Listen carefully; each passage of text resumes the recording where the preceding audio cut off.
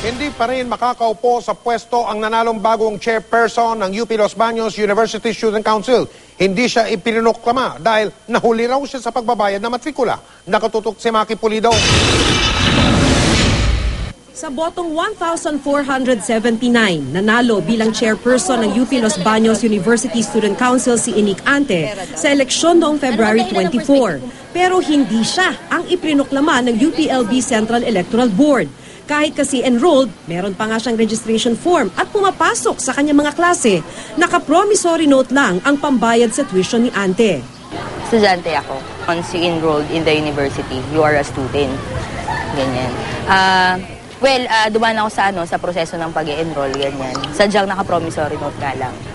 Dahil pinayagang kumandidato ng Central Electoral Board, nahitimong estudyante si Ante.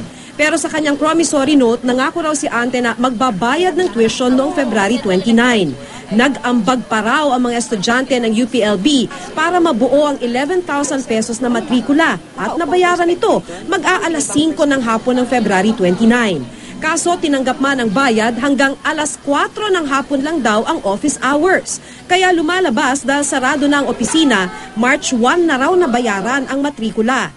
Ito ang dahilan kaya't pinaninindigan ng Central Electoral Board ang desisyong hindi iproklama si Ante.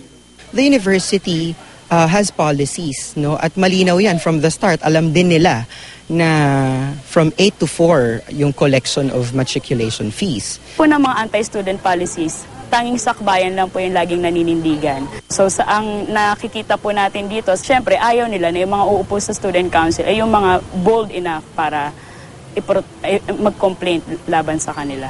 Third year na si Inic na kumukuha ng kursong Development Communication. Tanging ang ina niyang teacher sa Makati ang nagtataguyod ng kanyang pag-aaral.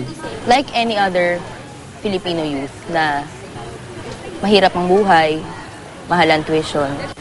Mahirap kasi dahil nga 1,000 per unit siya. Magsasagawa raw ng protesta ang ilang mga estudyante ng UPLB sa mga susunod na araw bilang pagtutol sa umano'y baluktot na desisyong hindi pagproklama sa nanalong kandidato. Maki Pulido, Nakatutok, 24 Oras.